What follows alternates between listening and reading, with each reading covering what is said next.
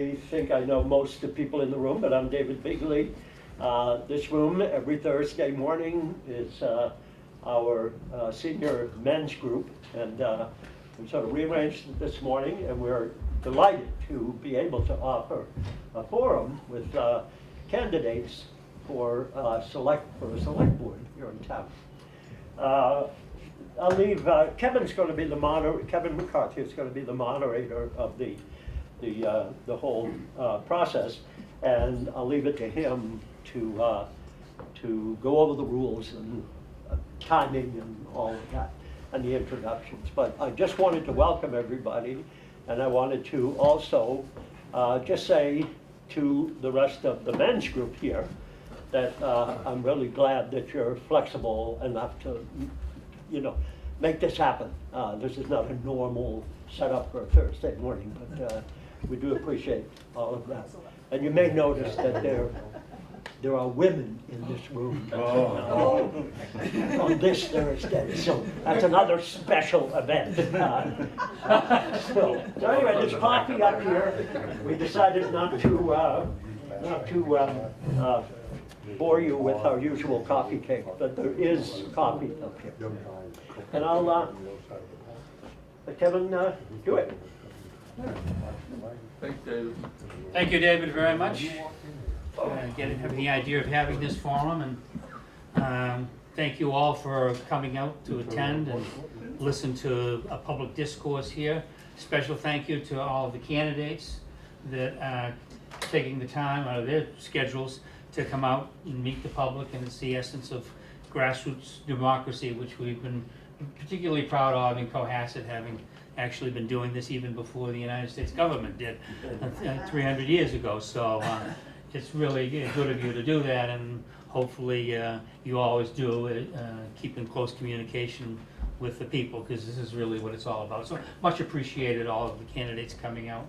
And in fact, I'll say the candidates that we have here today for the 2-year term is Carol Bestick and Jennifer Chu. And then for the 3-year term, we have Corey Evans, we have Ellen Maha, William Ashton, and then this is like perfect timing. And then the school, that's for the 3-year select term. And then for the school committee position, Victoria Latanzi. I got it good. So, and what we'll do here is we can just start, we can really just go down this way here. And we're going to go right down this way here. And each of you will have a chance to speak for 4 minutes, is the way we've set it up. And then 4 minutes of questions. We're not totally tight on that. And if you want to use the 8 minutes, sort of differently, you can. This is going to be filmed on 143 TV, and it'll be broadcast tomorrow. I'm also, you'll see me taking some pictures and so forth. As you may know, I'm a moderator on Cohasset 143, so we'll take some pictures and we'll get those out this morning. So, that'll be good for the public as well as for the candidates. We'd like we'd like the community to see that you came out and spoke and so forth, so all positive and should be nice. When you make your first 4-minute or initial presentation, because it's being filmed, it'd be good if you stood up. Stand up as long as you can is always better than sit down afterwards if you want to. But it's better for the TV filming. And are we already recording? Can we leave before? So with that, we should have a good discussion forum this morning. Are there any questions from any of the candidates on how it will go? Okay. Without any further ado, then we'll start down there with the select term 2-year candidate, Carol Bestick. I know most of the people in this room because I'm here all the time. I'm a very visible person here. And could you speak up? I got a very low voice. They should have microphones here. Yeah, we figured the size of the room. Yeah. We didn't need them, but I'm very soft. that's what you're gonna get, Jen. That's what you're gonna get. Unless sit up here? Want to sit up? Yeah, you can sit up front there. unless you want me to yell. Kelly, you want to move around? Actually, the microphone's working fine. Is it working? Are you getting me? Yep. Okay. Yeah. As long as you're getting me. Go ahead, you can do your 4 minutes. Okay. I am currently serving on the Historic Commission.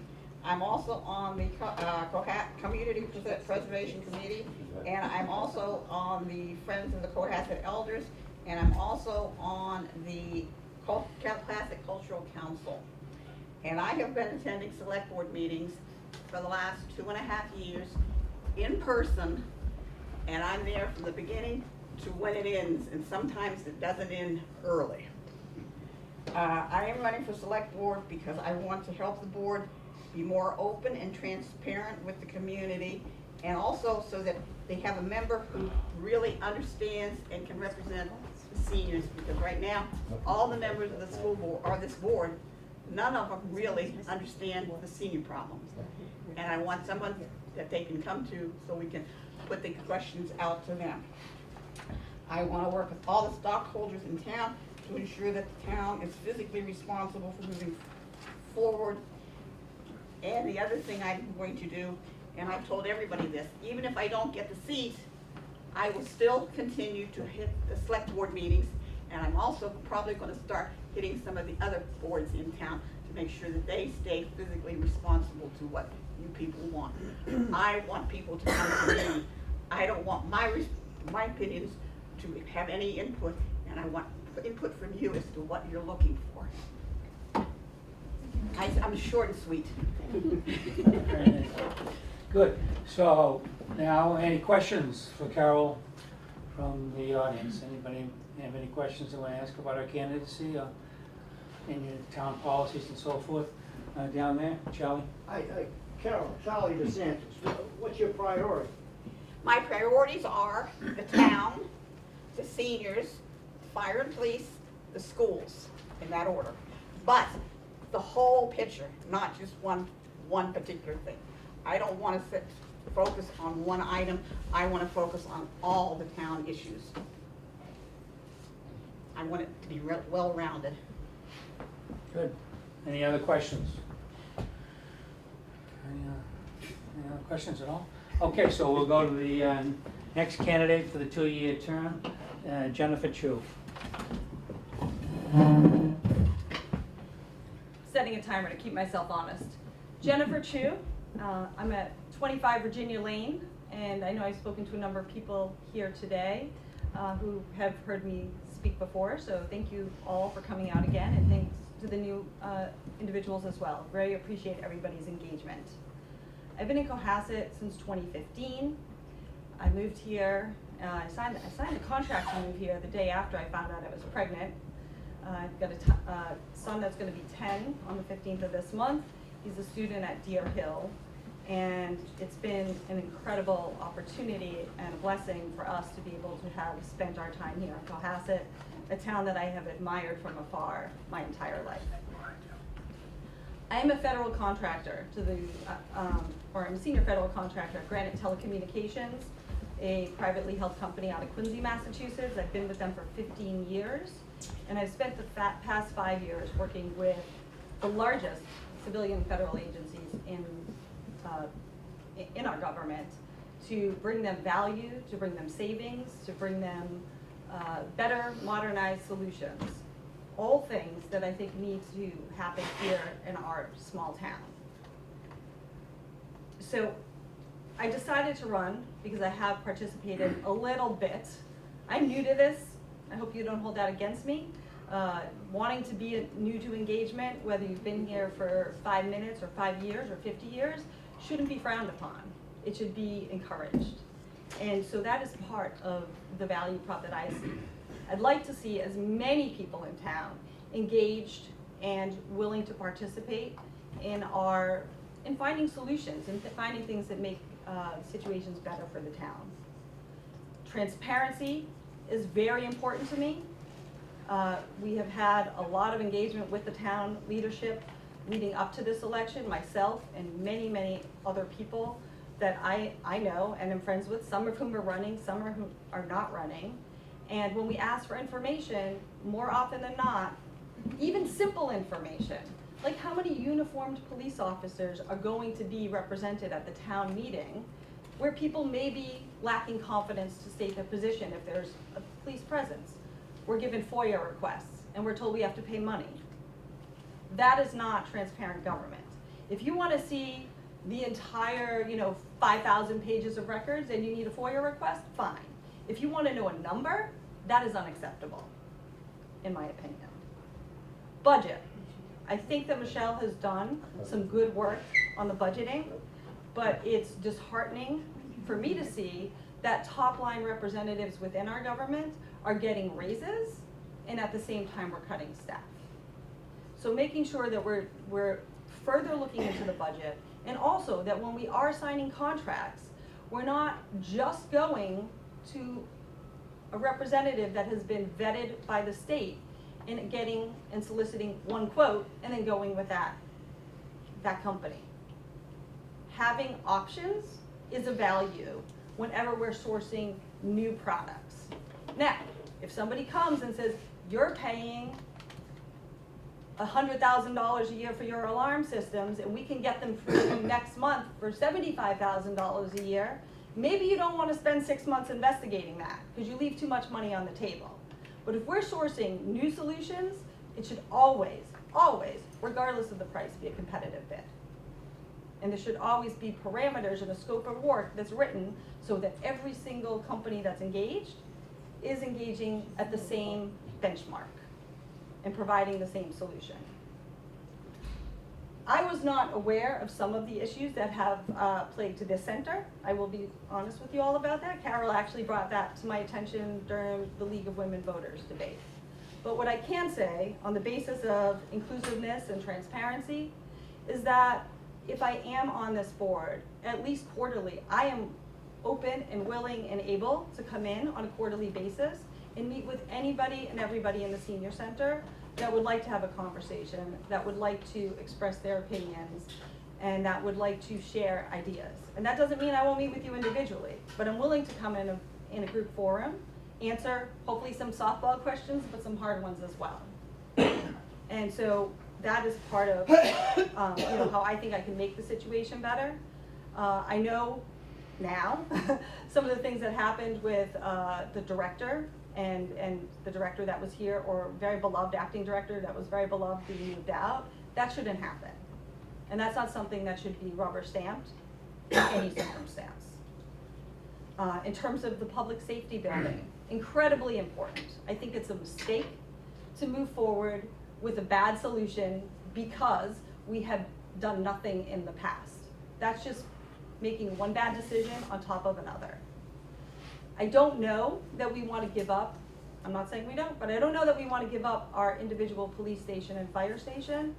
But when we look at the police station and we look at the land that they have identified, when there are other available, not for sale, but available lots that could potentially meet a better solution, or as Charlie mentioned the other day, identifying the spot that they have and understanding how we can make that work better for them, that's great. If we are going to build a solution, I would advocate that we do it in a way that's going to take into account the full cost for those services. And finally, obviously, I'm very much in favor of making sure that we take care of our schools and that we do it in a way that is going to benefit every single person in town. And in my opinion, that is not building another school for $300 or $400 million on the backs of 2,500 households. So I thank you guys all for listening to me. I think I went a little bit over even though I had my timer on, and appreciate your time, your attention, and ask any questions. I'm happy to answer them. Okay, thank you. Any questions of Jennifer? Queries, questions, concerns? Yes, sir. I think the gentleman's question about priorities is a good one, and it'd be great if all the camps could answer that. That makes sense? I think I just outlined my priorities right there. Do you have any questions on those? No. Okay. Good. Okay, that was any other questions? Somebody's got to have a question. Go ahead, yes, Mr. Rosen. I'm not sure if this is an appropriate question, but where It's always do you appropriate. stand? Where do you stand on this is generalized, on a 2.5 override? A qualified yes. So I am not knee deep in the budget right now. As I said, I think there are some significant issues that I have seen with the budget as it stands today. And I think if I had all the information, I probably wouldn't have voted for it. And so I'd really have to dig deeper into that. Again, a big thing for me is why are we seeing top line, salaries increase at the same time that we're cutting staff? So qualified, yes. Yes, Jim O'Neill. Did I hear you correctly in that you put down past administration like Evans in your talk? Did I what? Did I hear you correctly putting down the past people that served us? I don't care for Chris Senior very much. I don't think I said that, but I don't. It was sort of, we didn't do a good job in the past or that type of, I'm not talking about for years and years. I'm talking about recently. talking about what? Recent history. Well, even recently, Yeah. okay, we had a problem, and I think it was solved. You had a problem with what? The town did. I think we still have some problems, respectfully. We always have problems. Yeah, we do. And I think we have a better way to find solutions. So Maybe. you can disagree with me, and that's okay, no matter what you think. I hope you come out and vote on Saturday. The polls are open Oh, from I 8 to 6. will. Good. Good. Well, good. Any other questions, comments? Hey, Jennifer, thank you. That's the 2-year select board position. And now there's 3 candidates here for the 3-year select board position that's up. And we'll start with Corey Evans. Good morning, everybody. morning. It's kind of weird going first. I'm a write-in candidate, so I'm not going to be on the ballot. So to vote for me, you actually have to write my name, and it's a little bit of call it a little bit of pirate radio, if you will, because I'm just trying to have one message for everybody. But I've been involved in the town politically for almost 10 years now, and including select board, capital budget, now school committee, and I see things kind of across the spectrum, right? I see how one decision affects another. I see when I was on Capitol, working with Elder Affairs, Paul Kearse, or Chief Sylvia, who I just saw around here, about getting vans that work better, right, for transportation, about fixing HVAC. And I see how each piece of these things, they're not separate, right? We're one town. And when we approach problems, there's ways to work together, to layer things, to time things, to do things that pushes us all forward. I don't like it when we're saying just schools or just seniors or just Harborside. I don't like when that happens. My message of this campaign is pretty simple. One, I want to thank everybody in this room for paying the taxes that you pay. The vast majority of your dollars goes to my kids' education. My kids get off the bus every day, happy, well-educated. I live just a brilliant life here, and I get a great deal, and I thank you all for that. But knowing what I do and being in every single one of these budgets, I don't see a way forward without a Prop 2.5 increase. I just don't. And what I'm trying to spread is a plan to build a Prop 2.5 that projects what we need for 5 years, sets that as a mark, and then figures out how to gradually set like key performance indicators, moments in time where we can make budgetary policy decisions about what we're actually going to tax within that range. If we get new growth, if we get more property taxes from new cars, those sorts of things can ease the burden. But I don't see a way forward without a Prop 2.5. So I thank you for what you've given us all these years. But 2, I apologize, I have to ask for more. Because the next thing, 80% of the school budget are teachers. That's built in. And if we can't find more way to get revenue, we start letting go of teachers. And the teachers we let go of are the youngest. So if you have a senior teacher that's getting paid over $100,000, you have to fire 2 of the youngest, newest teachers that may be here for 30 years that are making less because they're newer. So the cuts we make they echo on for time. So I'm sitting in this room asking you all as seniors to consider a tax increase. And I know that's hard, but I want to be honest with you, that's why I'm running. I said in one of my pieces, if you don't want a Prop 2.5, I get it. If fixed incomes, costs are rising, all those sorts of things. I'm still going to work to try to show you how I want to spend the dollars. If at the end of the day, I don't convince you, obviously you get to vote against it. But I'm earnest and I mean that I want to build something that we can all at least understand. And that's the whole reason I'm running. So, questions, please. Great, thank you, Corey. Any questions of Corey? Any interesting, yes? Mary Hynes from Clay Spring Road. I just want to point out to all the seniors that I grew up here, I went to school here, and the seniors in my mother's generation paid for, or earlier, paid for us. So just in case folks don't feel they should pay for the younger generation, we all got paid for, and we got wonderful educations here, and I think it's important to keep that in mind. Thank you. Thank you. Questions? Charlie?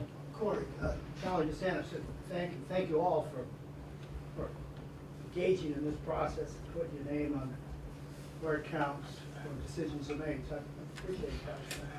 I have a question maybe for all of you, you brought it up, trying to stay within 2.5, or in your case, going beyond 2.5. The high school, I mean, $32 million for a police station, 21 officers, that's a lot of money. I think you mentioned a number, maybe $200 or $300 million for high school.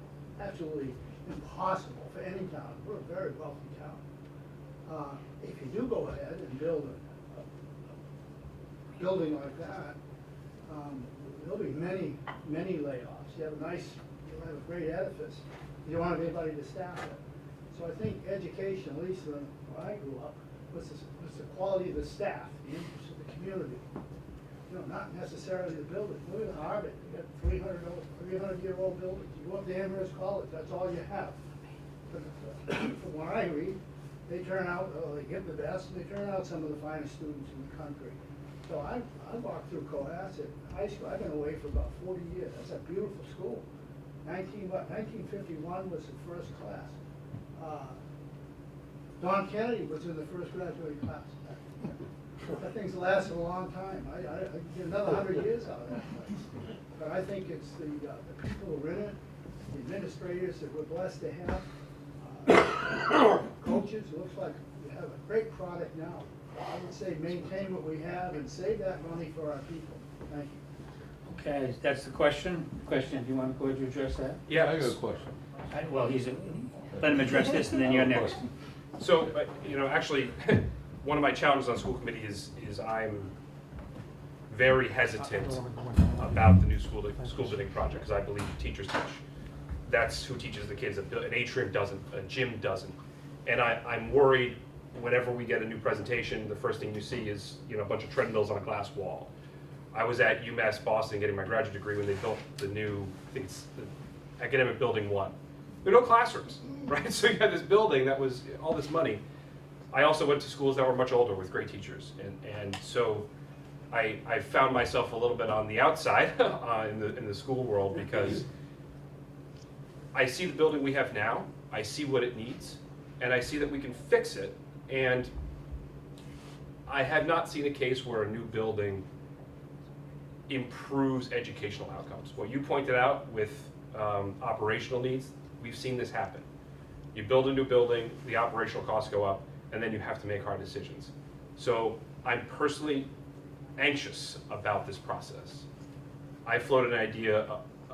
I have a lot of ideas, but I'm not an architect, so I don't want to, like, on paper imagine things that I can't make happen. But I do think that, to Ms. Chu's point, if you take $300 million, you divide that by 3,000 homes, it's $100,000 of debt per home.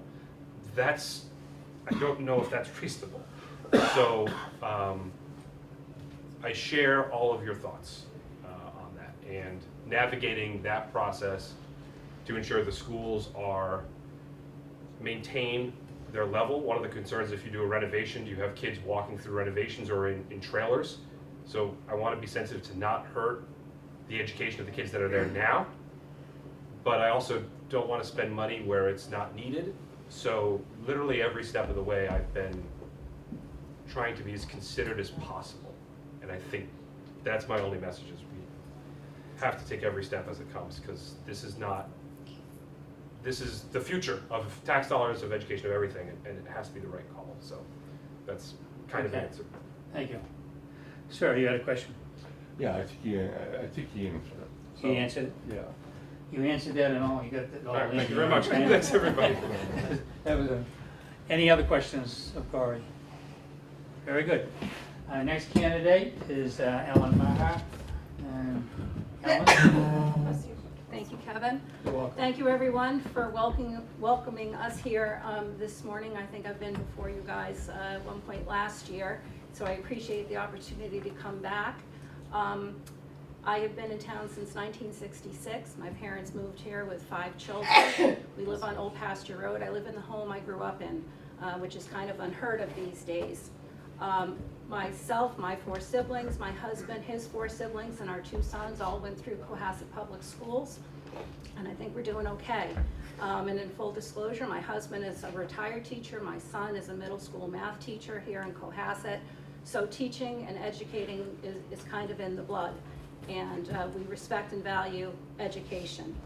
I spent 6 years on the school committee, and asked some of the very same questions about what a new school building would do. And I did look at towns that had new school buildings and looked at their academic performance, and not markedly improved. Abington did have an improvement in SAT scores after they opened their new building.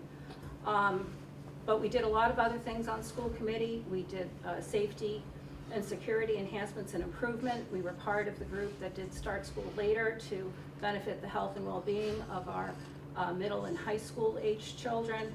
We delivered balanced budgets every year to the town, and in fact, we returned back money to the town, which was put into a special education stabilization fund that we started. After school committee, I spent a year on advisory, and that was very interesting. You get to look at the top level.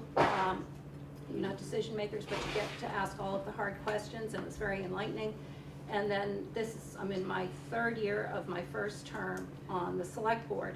Before that, I spent 10 years volunteering. My kids were very involved in sports, so I volunteered for, Gridiron Club and basketball boosters, and we weren't the family that could write the big check, but I could donate my time however I could to help support the programs.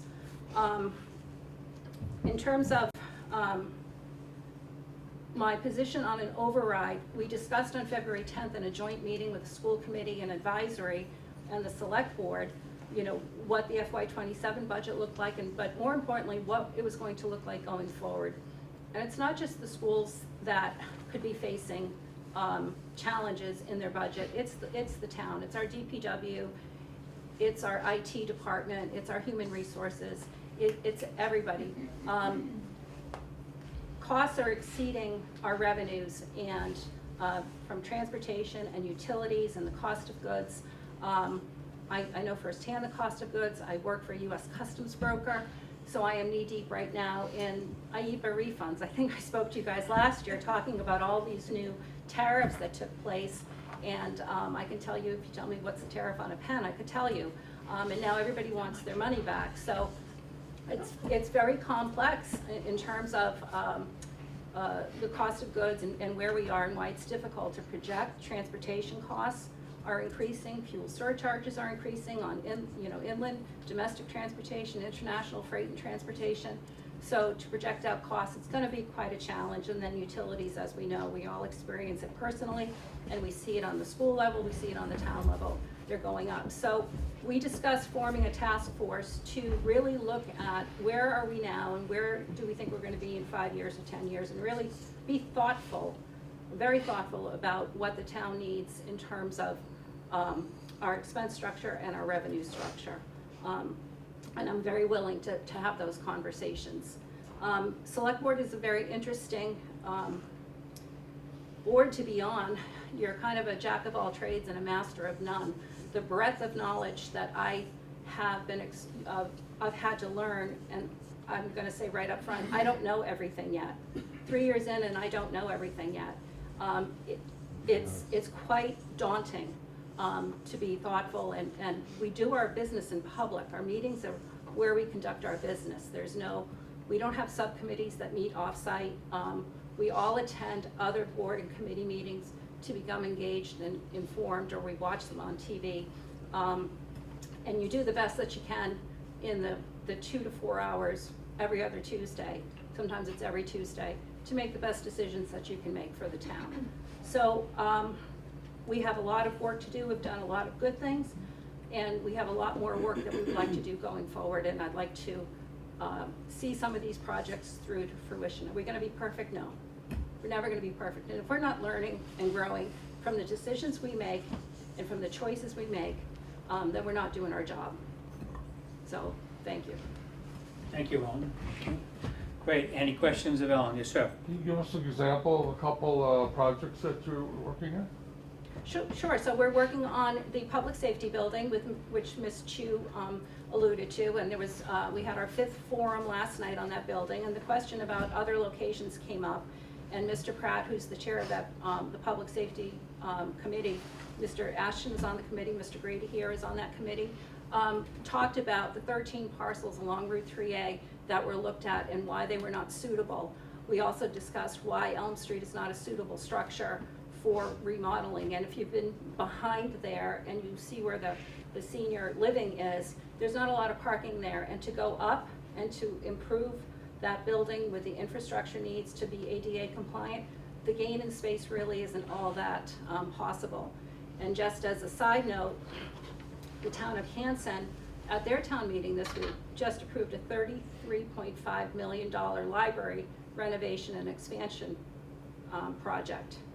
Yeah, so we love libraries. I think a library is a critical part of a community, but to keep it in perspective, it's a little bit more than what we're spending for the same square footage, 23,000 square feet.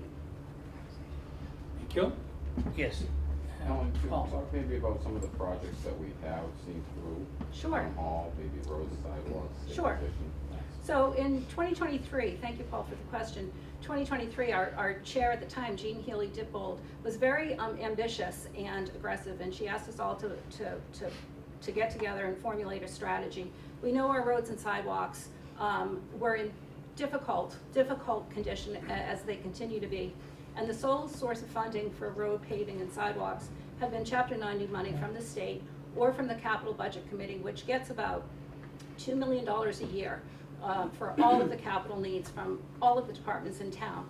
So we concepted a stabilization fund, which is a dedicated fund to support roads and sidewalks. And hopefully you've seen on the main thoroughfares in town an accelerated paving schedule and new sidewalks, such as the sidewalk from King Street to Route 3A on Pond Street. We also established at the time a special a stabilization fund for the schools for major repairs and maintenance. And what we have been allowed to do with that fund for the schools without touching capital is the alarm system in the middle high school building was failing. And we were allowed to use that money to repair and replace that alarm system so students and staff could stay in the building. We've also have accumulated money in that fund to support the financing for the Osgood School roof. Okay, the Osgood School is our newest school, and at 25 years, that roof is at end of life. And our town facilities director, Nick Berardi, walked through with MSBA, the Massachusetts School Building Authority, to say, you know, this school needs a new roof. So they have they have a repair program. They have their core program and an accelerated repair program. And so the MSBA said, yeah, you guys are right. You've done this all the right way. And so we're gonna participate with you in getting this roof replaced before it becomes a problem. So because we had the Special Education Stabilization Fund, we were able to support that, and the bids have come in actually less than what we thought. So that leaves more money for school maintenance going forward. We've also upgraded the playgrounds in town. The Beechwood Playground and basketball court have received a brand new facelift. there's a lacrosse wall, which was part of the recreation survey. It's up behind, across the street, okay, for kids to practice on. It's really an all sports wall, it's not just lacrosse, but it was a big demand from the recreation department and their constituency to have something like that as opposed to bouncing balls off of the school building and breaking windows. We're in the midst of our tennis courts, which we got the funding to replace our tennis courts, and honestly, we've had a couple of missteps with the contractor, but the courts were playable this year, they were playable last year, and the contractor has extended, we haven't paid them in full for the project yet, and they have extended the guarantee for 5 years that anything that happens, they will come in and repair. They're gonna do some work on it, they're gonna completely resurface it this summer into the fall, and they're going to pay attention. We're not gonna pay them until it's complete.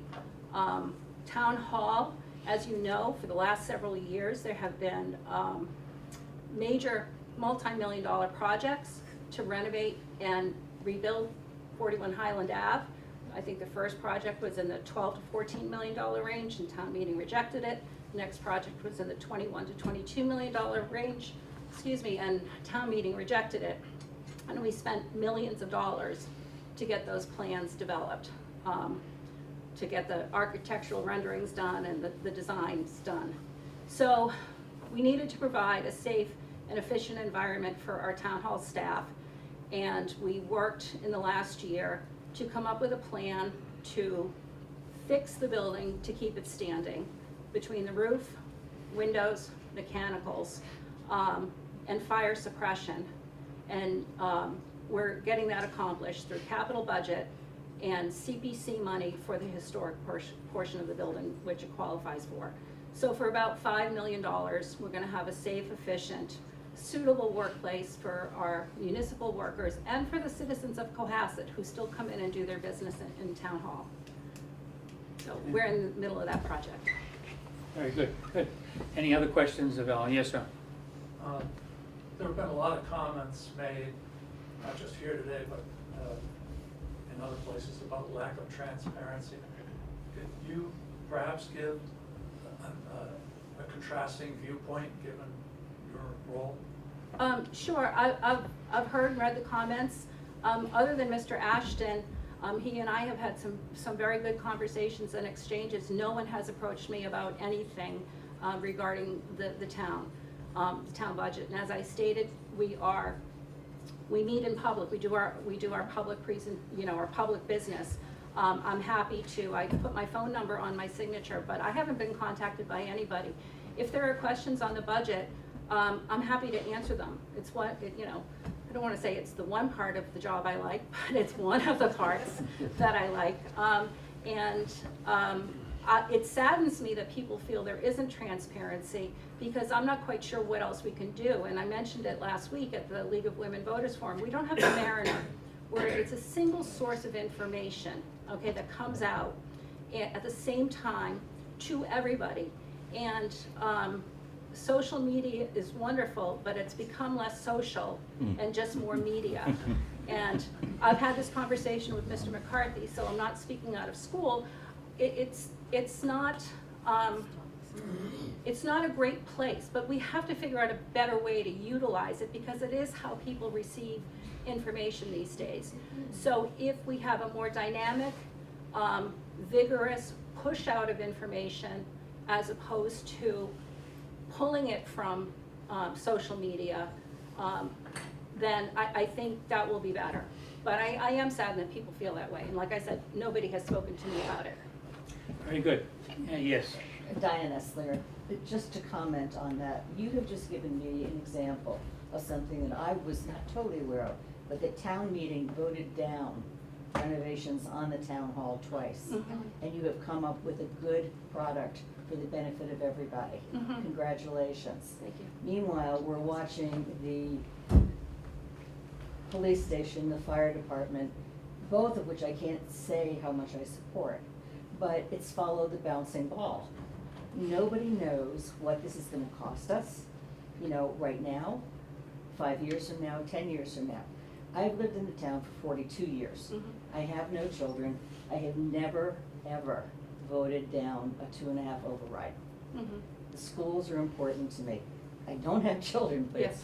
kids are our future. They are the most important thing in the world. Yep. But so is my safety. Mhm. And I guess the thing is, I'm sitting here not even sure what to think about. I go back and forth Yep. on the safety Yep. commission, because I keep getting different pieces of information. You know, this is gonna be, you can't follow the numbers. And when I talk about transparency, that's transparency. Okay, yep, that's fair, that's fair. So and- I would direct anybody to the Town of Cohasset Government Facebook page, not Facebook, I'm sorry, webpage, and to the Safety Building Facilities Committee page, and everything is there. The forms, last night, the presentation has the numbers broken out, not to the Didn't see level last of, night. yeah, not to the level of detail. So this is kind of where maybe transparency becomes an issue, in terms of, do you really wanna know like what the HVAC system is gonna cost in town, in the public safety building? Or do you really wanna know what's the construction cost, what are the soft costs, what is the contingency, cause there's a 2 million, maybe Mr. Ashton can help with 2.1 million, Yep, $2.2 million contingency for anything that's unexpected. The number that was voted at town meeting is the number, okay?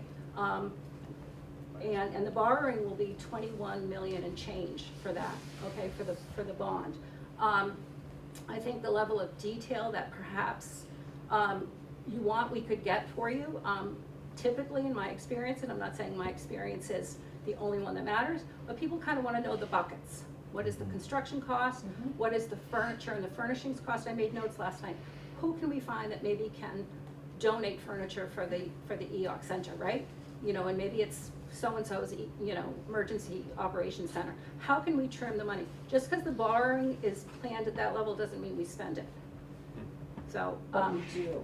That's the But we do. problem. But we do. Always do, and then we come back and ask for more. yeah, That's kind of the Yeah. disconnect for me. yeah. Okay, good.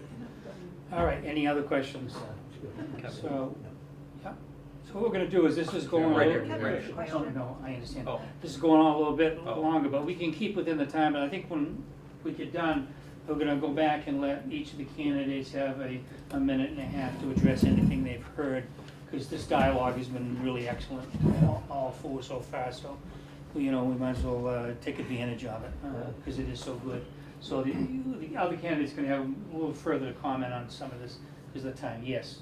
Okay, so just a couple of things. One was a question, you had said that you had some learning curves in all of the things that you've done, so I just wanted you to share some of the, probably the things that are gonna feel the most uncomfortable to talk about, but the things where you had, Speak a little louder, please. sorry, where you've had experience, where you've learned from mistakes. And so that's kind of some of the stuff I'd like to have shared out to the people who are new at getting into committees. And then secondly, when you're talking about the transparency part on the website, the detail is, I think, really important to share in the smallest minute form. Okay. And the reason that I feel that is, we have all of this experience from everybody within the community who's looking at it, and when they see something off, that's the only time that they have an opportunity to say something about it in advance. And if you have ideas, if we can get this furniture from, if you're also putting that out there, you have a community that can respond and say, we have 12 tables, we have 24 couches that are gonna be, you know, decommissioned from this thing. Yep. So by opening up those types of details within the Sure. community and having that transparent so that people can see where it's coming from, is, I think, an opportunity that is lost. Okay, currently sure. through that. I'll work backwards. So Yeah. the comment on the furniture, honestly, just, here's my note from last night. I got home at 8:30. And I wrote it down last night. Ask, I'm not gonna put the person's name, for furniture donation maybe for the EOC. So this is my first exposure of saying that out loud, right? But I'm saying it from a broader, that example for all of the people who serve, who have those ideas, that are putting out a call to community so that the community can respond. Say Okay. that there are Okay, X yeah. number of people who Yep. all have those brilliant ideas, Yep. set them down Yep. there. Maybe person A that you have in mind isn't available, but 5 other people are. True. Yep. I think that's a really good point, and we do have a community that is rich in experience and rich in ideas and dedication and love for this town. I can't say it's unlike anywhere else because I haven't really lived anywhere else, but I think Cohasset's a very, very special place, and I agree with you that if you ask the question, you put it out there, people will come to the table. Right. And so I think in terms of what have I learned, okay, from a mistake, I think we can do a better job reaching out to the community, saying, hey, we're struggling with this idea. I mean, we did it with a public safety building when we had a working group on it last year, and there were just still so many questions about it. We said, we can't put this forth because there are too many questions. So what did we learn from that? We have to engage more people, and we did, and we formed a committee, not just a working group, and there is a distinction between the two. We formed a committee and we engaged many more stakeholders into the process to bring ideas and thoughts and solutions to the table, and we deferred putting it to the special town meeting because we just weren't ready for it. So what I learned from that is more people, earlier, upfront, involved, not just other board and committee members, but people who are in the community that might have a level of expertise. And really, you have to kind of do run-throughs. You kind of have to say, what are the questions we're going to be asked? Where are we going to, what are the pitfalls? And how can we shore up those answers? And how is that provided to the community after you? In our public meetings. In our public meetings. And so what I'm saying is that possible to have that information available online for people who are not able to meet at those meetings or have time to necessarily review? To watch, I think, yes, I think we can do a better job, to my earlier point about communication, about pushing information out. Say, hey, we are looking for people for this, okay? Not just announce it at a meeting where people can't attend, or where people don't want to watch the recording, or where people are not going to read the meeting minutes, okay? Because Or the warrants that arrive, or any of the stuff that is, Yep. I mean, I'm just saying, like, there are some people who do primarily online because it's the most convenient. Yep. And so it would be. I'm not disagreeing with you. Thank you. Any others? We all set? Okay, Ellen, thank you very much.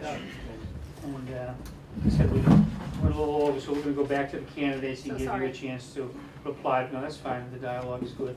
The next is William Ashton, who is running for the 3-year term seat. William? Thanks very much for having me. I appreciate the opportunity to be here. I'm Will Ashton, running for the 3-year select seat.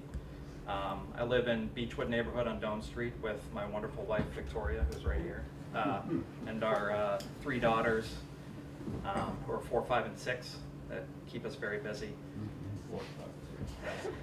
We're busy.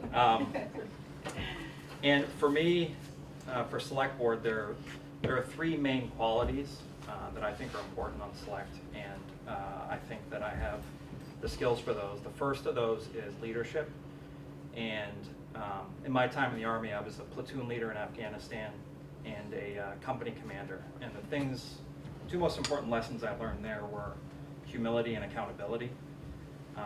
You can't do everything, and you have to entrust the people that are working with you to see out your vision, mission, and end state. That's the same thing with the select board and all the town staff. You have to lay out a clear and concise vision and end state and let them execute and check in over time. The second most important is financial management, and like a lot of people have talked to today, there's a lot of rising costs, fixed costs like insurance and pensions, utilities that are challenging our budget. So understanding how those work is one of the most crucial things for the select board. And in my professional career, I've managed construction, design, and entitlement projects up to $400 or $500 million. So not only that, but in my government work, managing operating government budgets for the Army. The third priorities are these capital projects, which a lot of people have alluded to as well. The police, the fire, the school, the water, those are the next biggest projects coming down the pike. And again, my experience both in construction and occupied hospitals and laboratories and now building high-rise lab buildings in Boston. I have a lot of expertise to lend to that. And additionally, it's not always about building new. One of my other priorities is maintaining what we have. And just an example of that is we have a old factory building in Boston that was built 1916. We renovated that into a modern day laboratory that does the kind of work that Victoria does. So reusing what we already have available to us. So with that, I think that what we need and why I'm running is experience is awesome and should be valued. But I think that I bring a certain subject matter expertise to those three areas that would be beneficial to me. Thank you. Thank you. Okay, any questions of Will? Yes, ma'am, in the back. My name's Lori Kerr. Thank you for having us today. Just speak a little louder. Yeah, Sorry. maybe even stand With up. your expertise that you spoke about, are you involved with the, new building for the fire and safety and, because I'm sure they could use all that. And then with the transparency, I was just curious about, not to make any enemies, but, with some of the police salaries and not so much that, but the overtime. I saw, there was an incident where it was just like, a call and 4 policemen showed up. And I just didn't really think that was completely necessary. And I do see, in some of the projects in town where there's 2 and 3 policemen and they're talking and they're not even paying attention. And I'm not taking inventory, but is there an opportunity to maybe take a real look at that and see if we can, make any adjustments or how are we doing that? Absolutely. So first, yes, I'm on the Public Safety Facility Committee, and I didn't mention also on the Conservation Commission and Open Space, just so that everybody knows that. So yeah, I've been working with that working group and committee since I think October, bringing my input to that as well.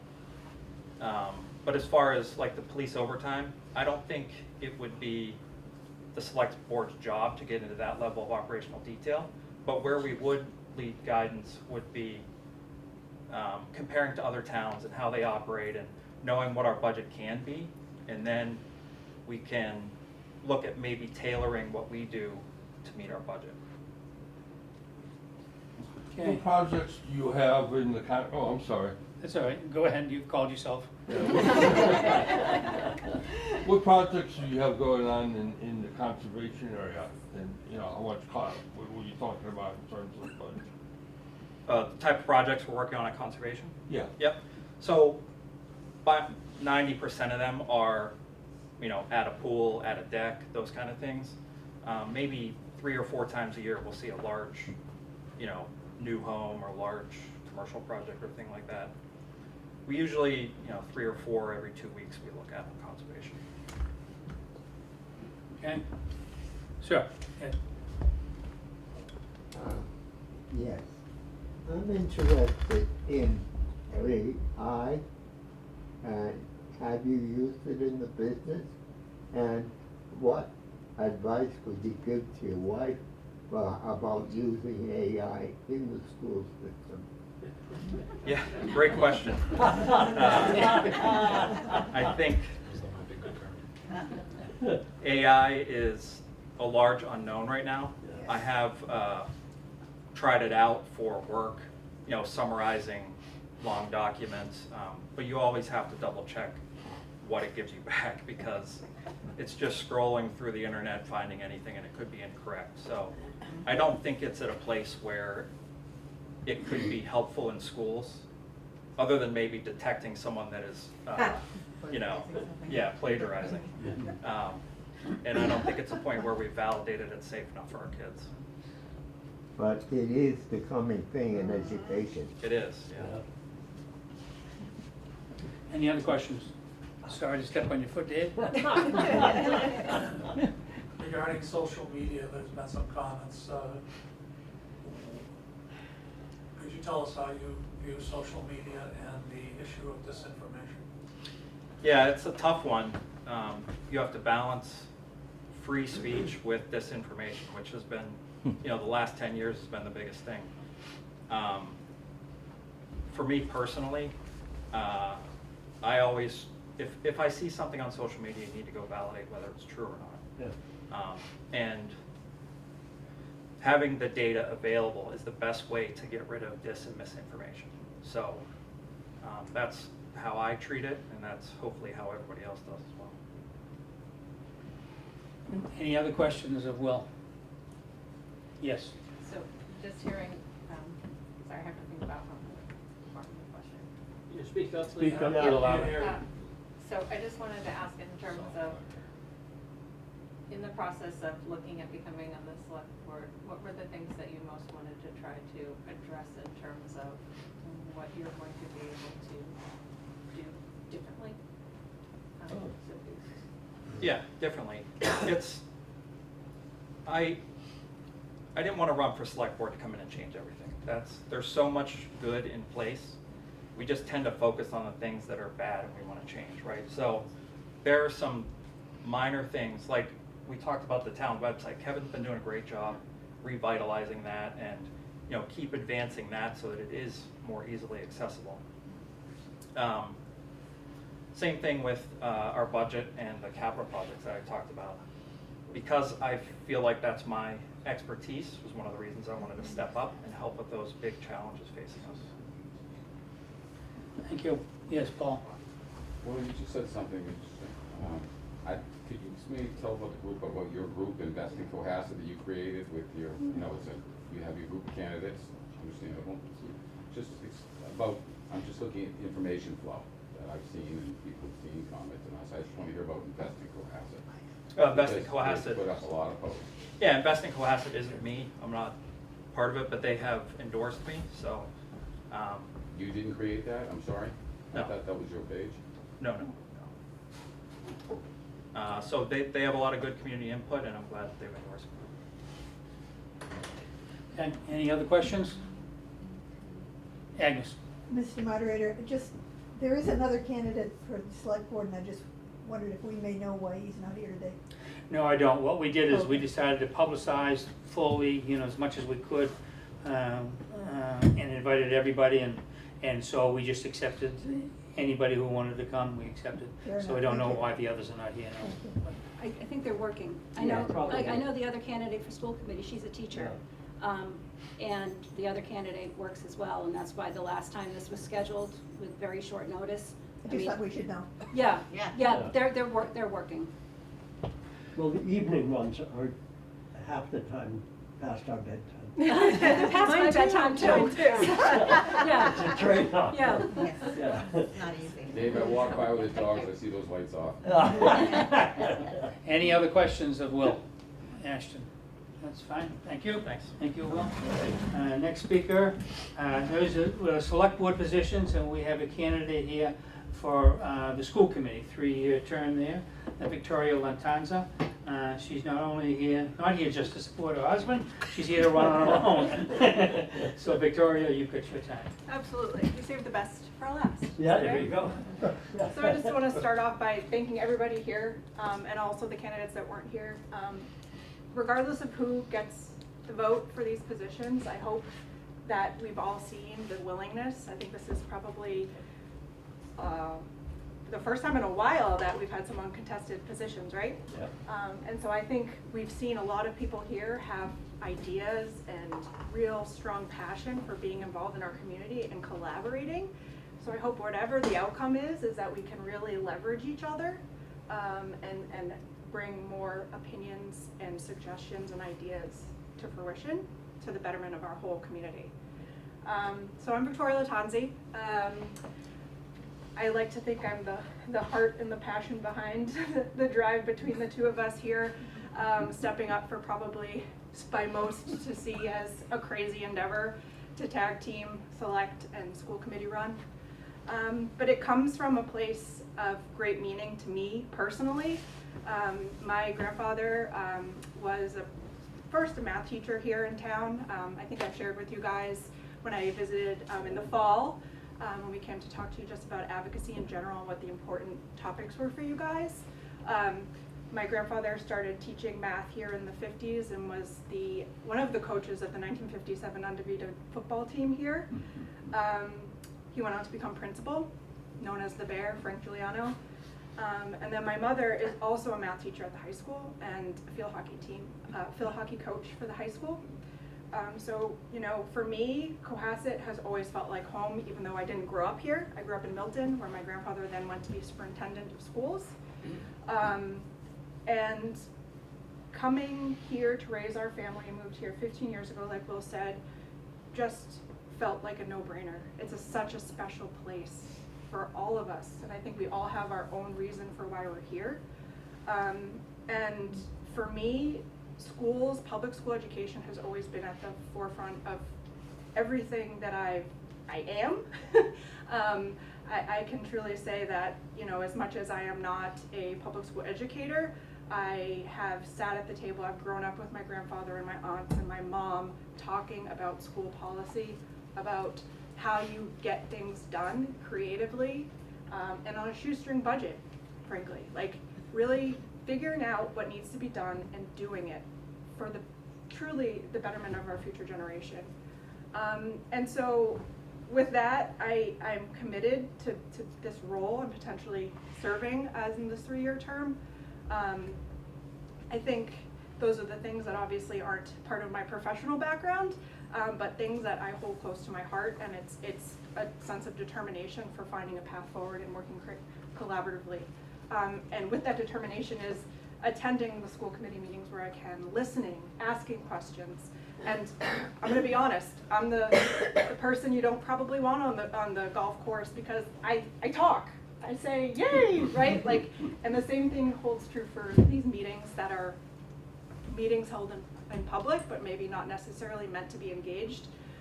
So my questions always extend beyond the public comment section, and I do have more questions, so I've definitely come up against that. And I think part of why I want to be involved in the capacity of a committee member is to meet people where they are, to distill information and what's important to them for their children and their daily life when it comes to our schools. Whether you have a student in the district, you know, have grandchildren in the district, or you're just proud to be a skipper, you know? I really want to meet everyone where they are and make sure that our schools are running the way they can for today and the future.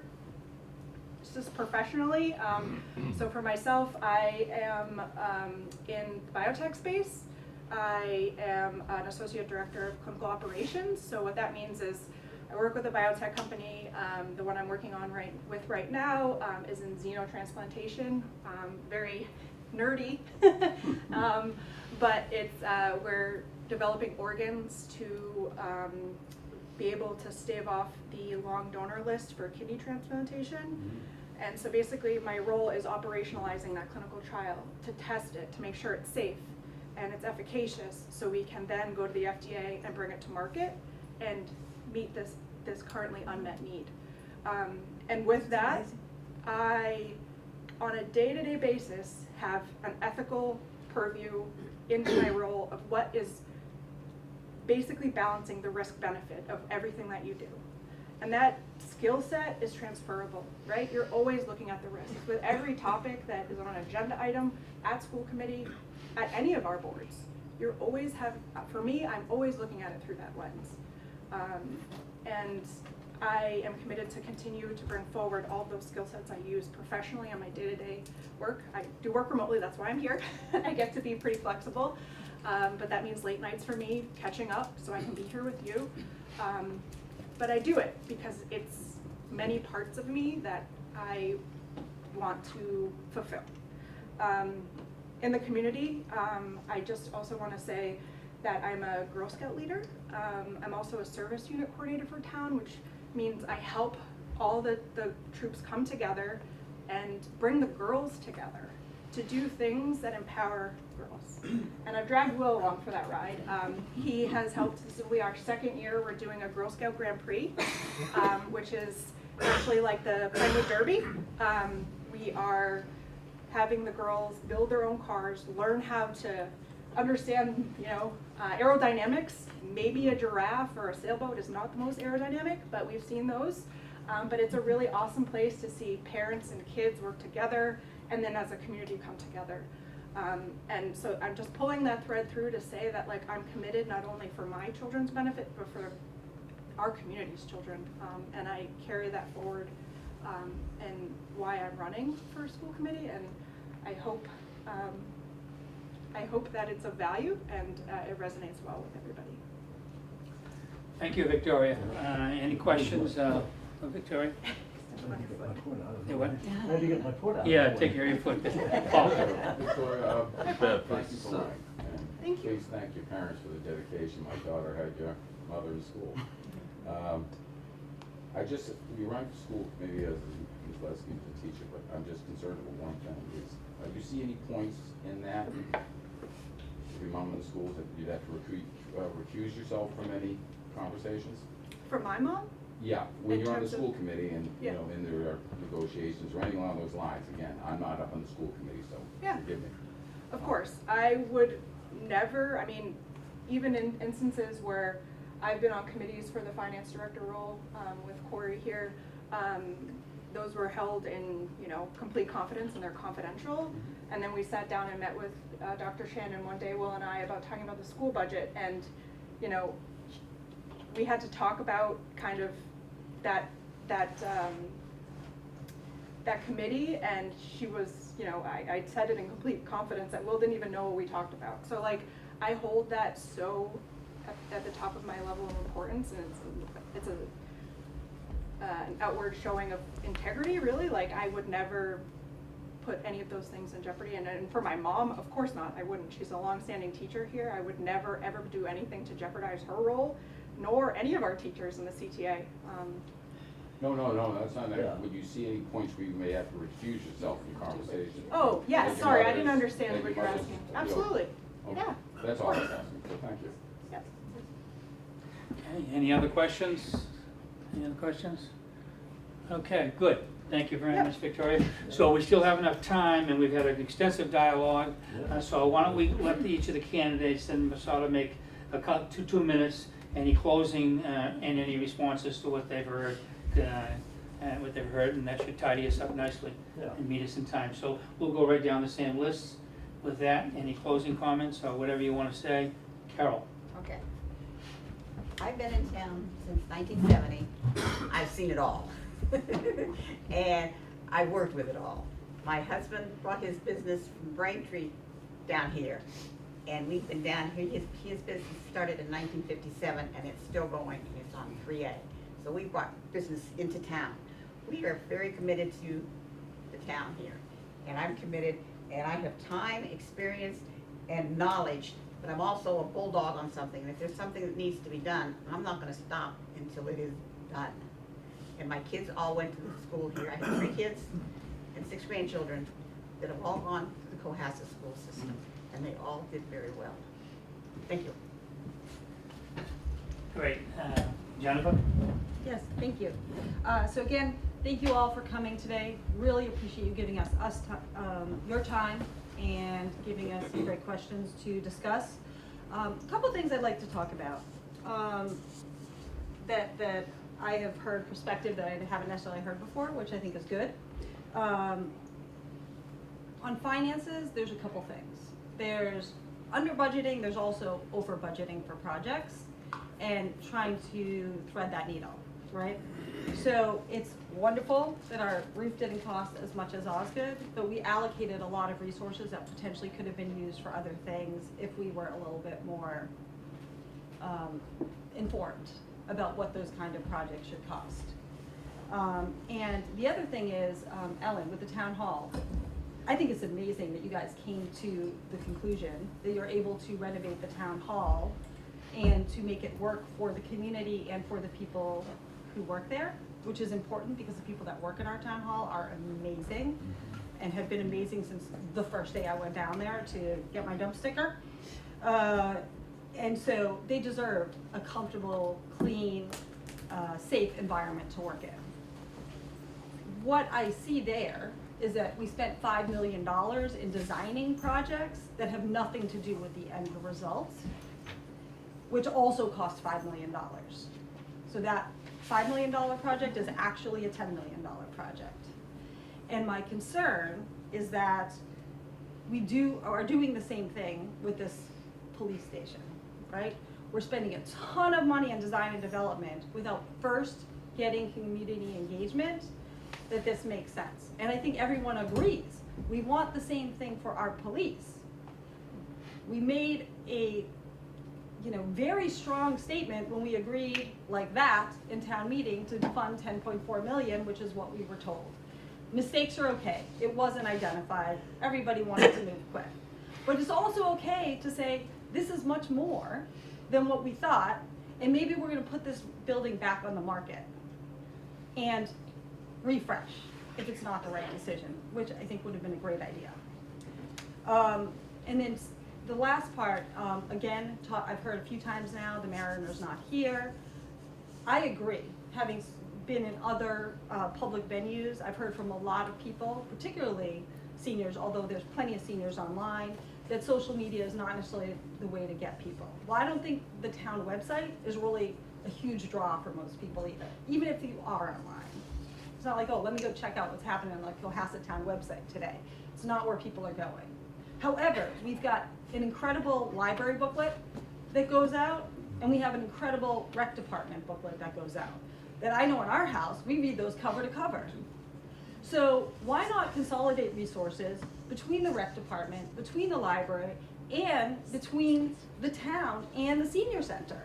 And get all of those into a booklet that's gonna be sent out to every single household and make it must read for the people in the community.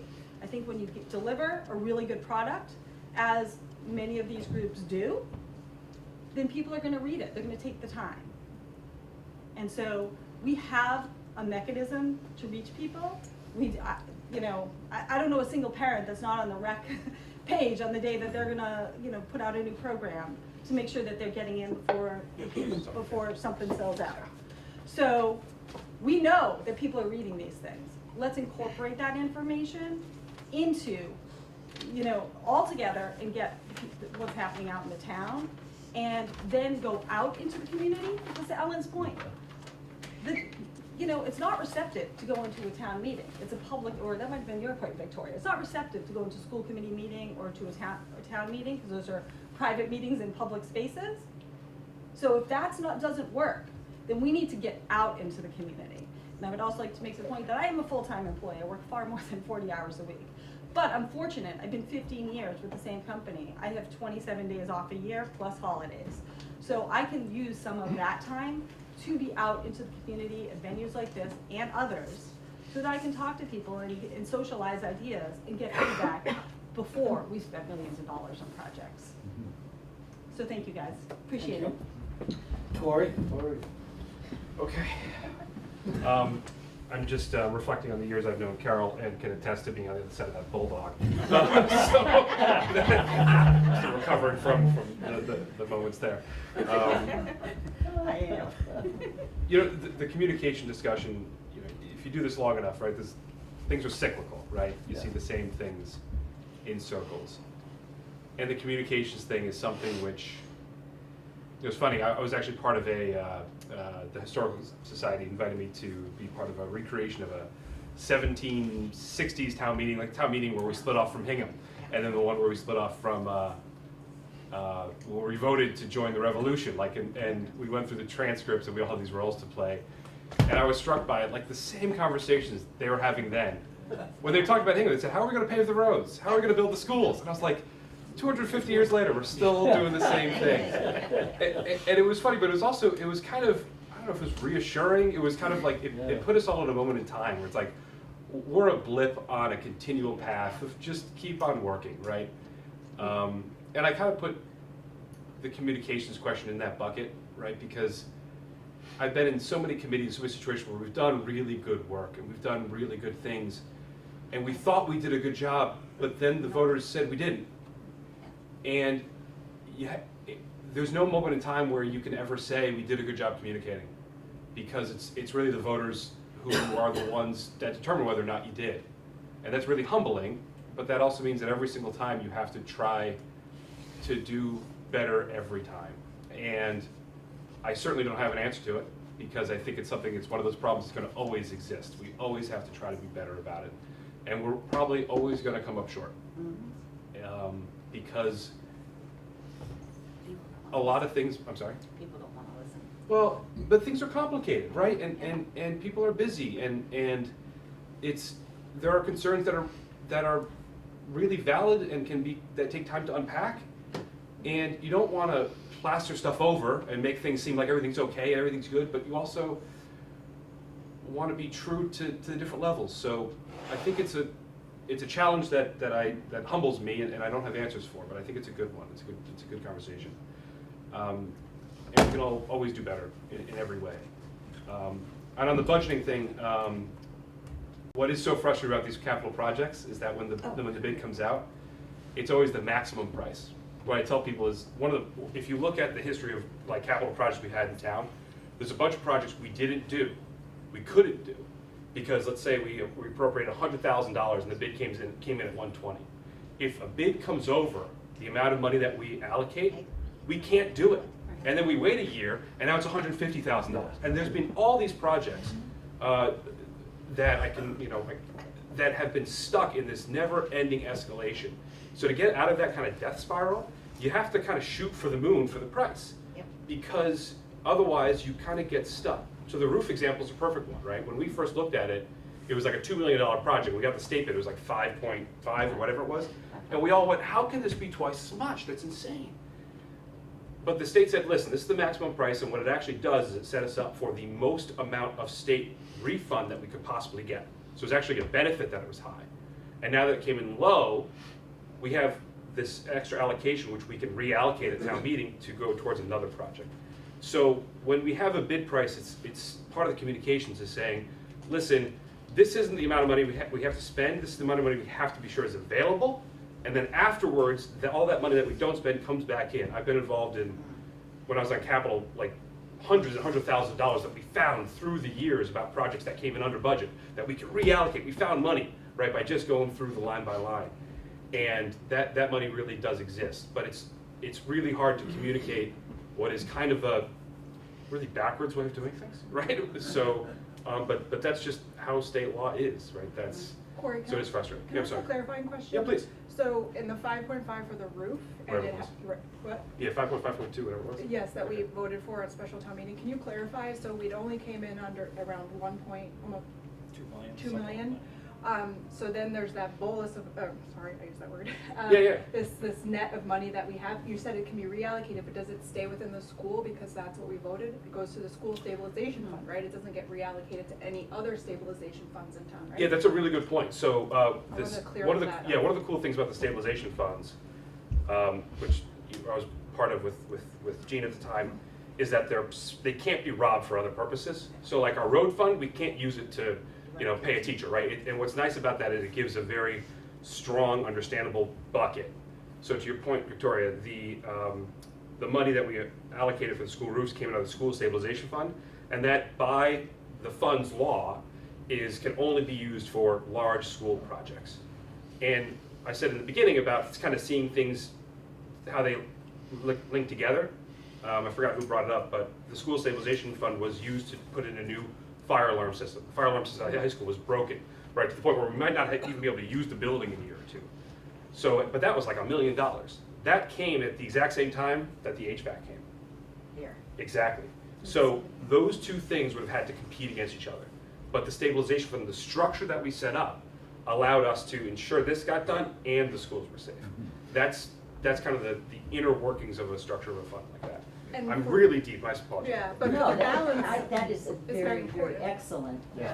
explanation of how and why. No, thanks. To me, that makes a lot of sense, and I appreciate your Okay. sharing that. So the balance of that though is gonna go into the next stage of the MSBA program, right? So they're gonna take that money, that was the balance of the 5.5 to then allow it, we're gonna vote on it at the next town meeting.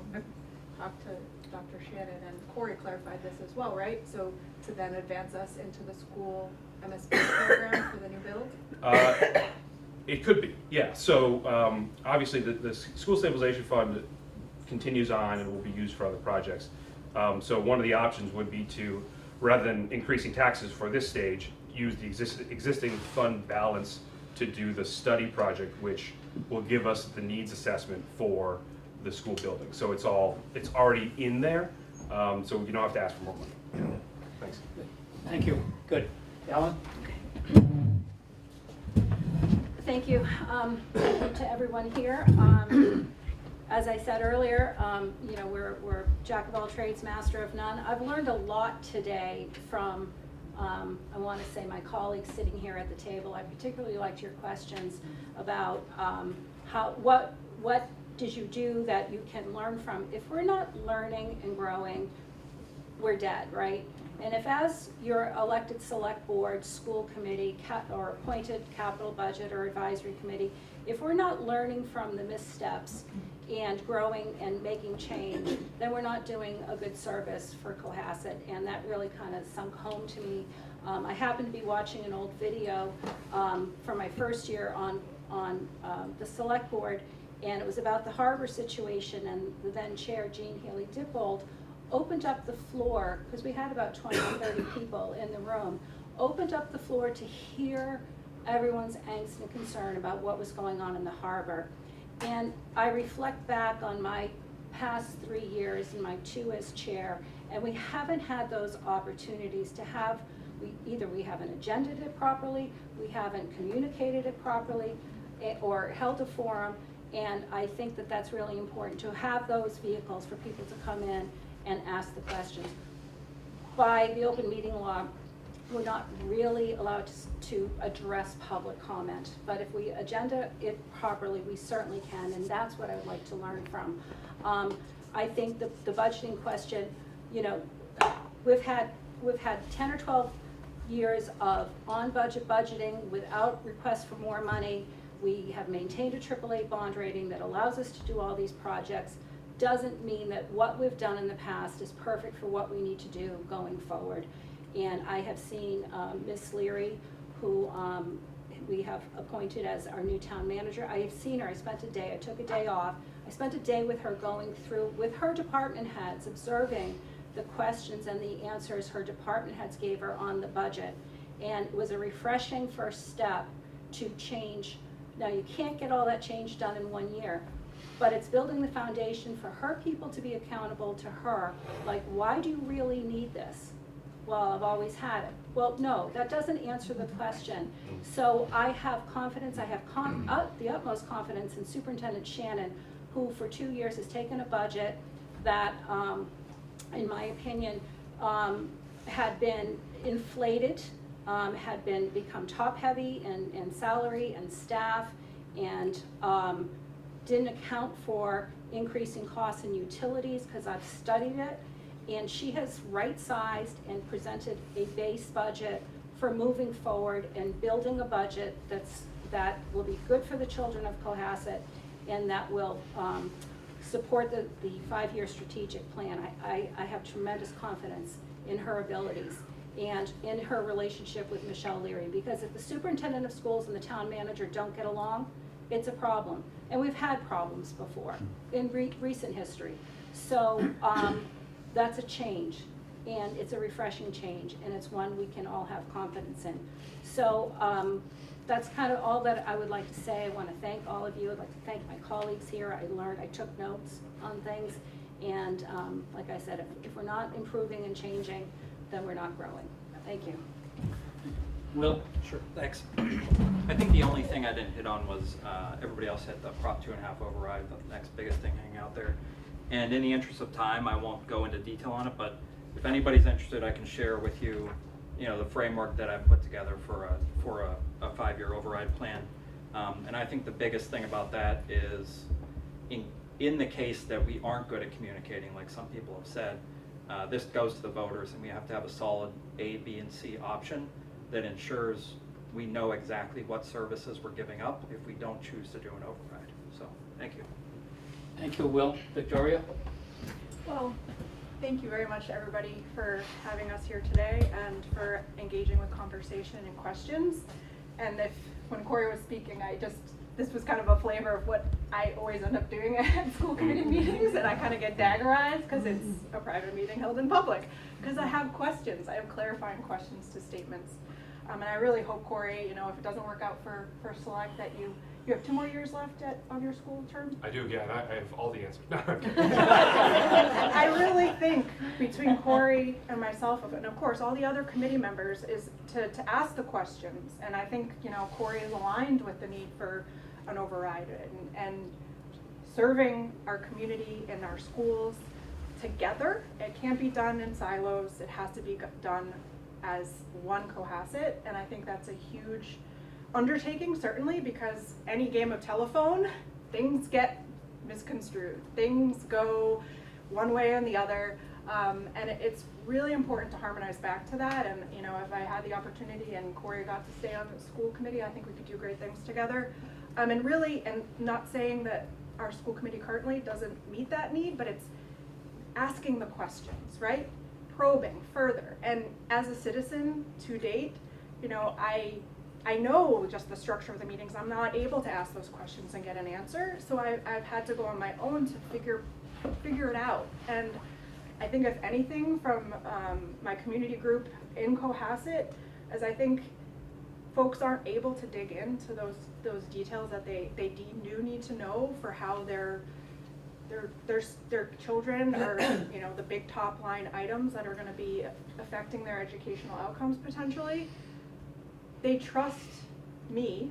They trust me to find the answer and not give up on finding the answer. And certainly I will continue to do that in a more official capacity, or not. Even if I don't get appointed to this position, I will continue to fight the good fight in figuring out the information. So thank you. Thank you. Okay, so thank you really to everybody. Usually both the participant questions, absolutely fabulous. I learned a lot myself, and I've done this stuff for a while. Thank you very much to the candidates who've taken out from their time and your really excellent presentations, all of you, and answering the questions as you did thoughtfully. So really a big round of applause for democracy and for everybody who was here. And, this will be broadcast starting tomorrow on YouTube, you know, 143 TV. We'll probably get some pictures of this out on social media today. This is sponsored by the men's group, which meets every Tuesday and every Thursday. What day is this? 9 o'clock to 11 o'clock. Work on the name a little bit. Work on the name. Calm down. I got mixed up with my bocce. Thank you very much. That's it. Thank you, everybody.